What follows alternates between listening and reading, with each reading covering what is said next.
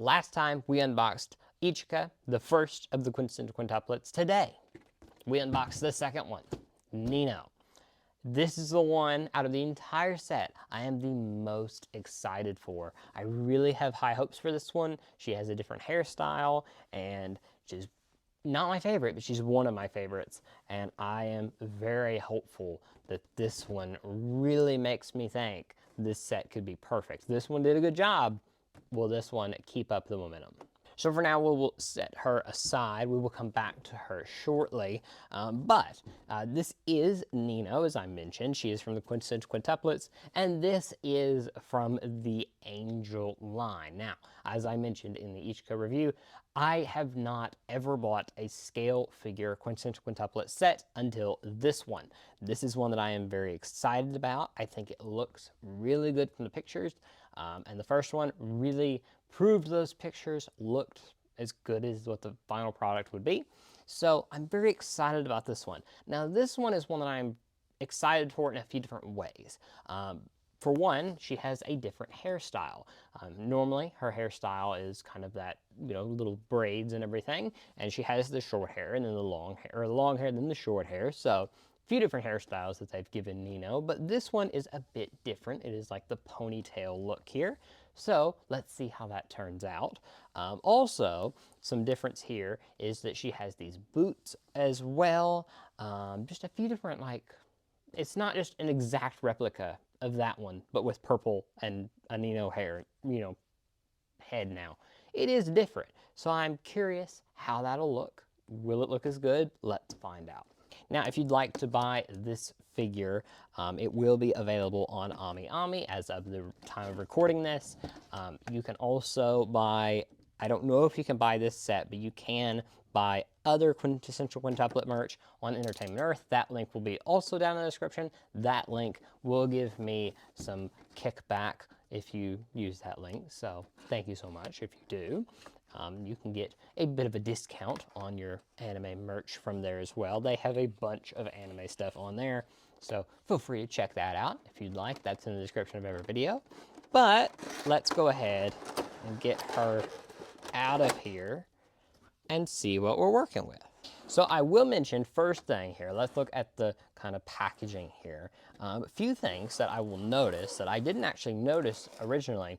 She has a longer dress. If you notice here, with hers, it's a very short dress, kind of just, hip length. This one goes pretty far down. So I kind of like that. It's a bit of a, like I said, I don't want, this is one of my biggest gripes with one of the prize figures and why I've never gotten it. And I know it's a prize figure. They're $20, $30, so I shouldn't be griping on it really. But one of the sets is the wedding dress versions. I'll pop up a picture here. My problem with that set is they all use the exact same body, which is kind of boring in my opinion.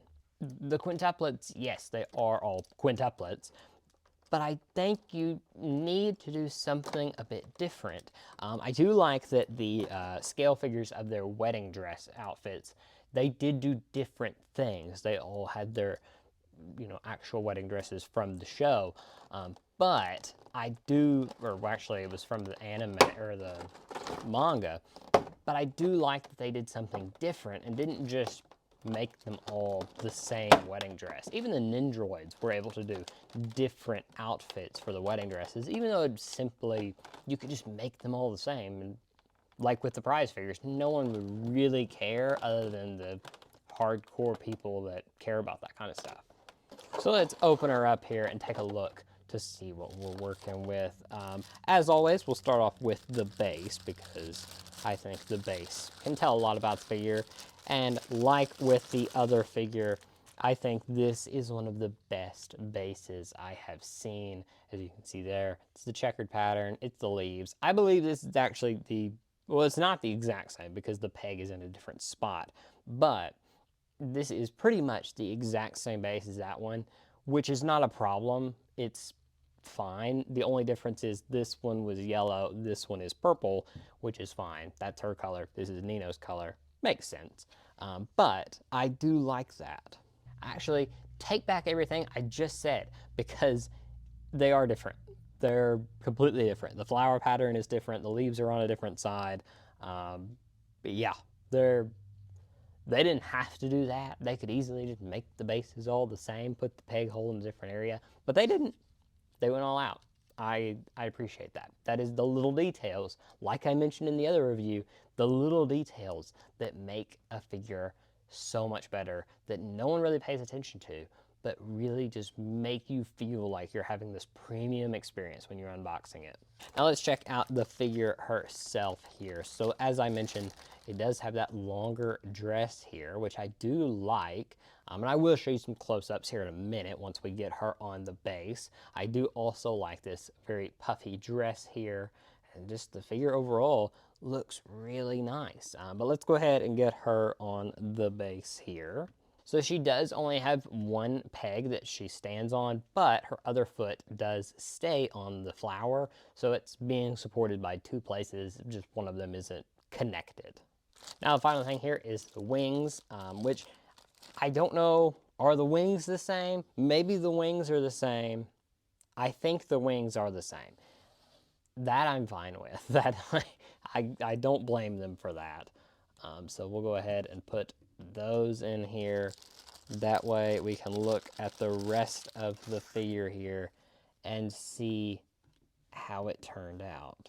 So first we will look at Nino as a whole, then I will compare her to the other one here.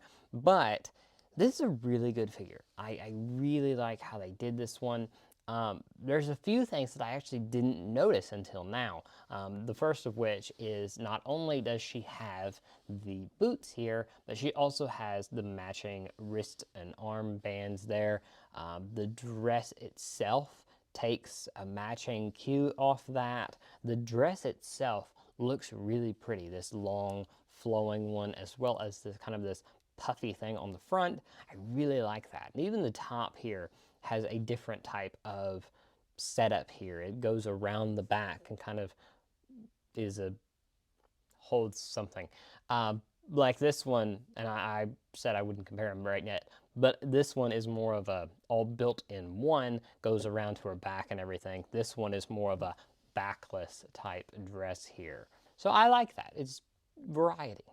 Now, while I do love this hairstyle, and it is very, very, very pretty, I will say if you were only a Nino fan and you only wanted Nino, this might not be the perfect Nino figure, simply because I don't think the average person, if they knew of Nino but wasn't a big Nino fan, I don't think you'd know this was Nino. And why I say that is because it just kind of looks like a plain pink-haired character. Now, if you put her beside this, you're like, oh, that's Nino. If you take her away, you might not, especially the average fan. Now, that's not really a criticism. I'm getting the whole set, so I'm going to judge it for me getting the whole set, and I know who the character is. I'm just saying that is a possibility.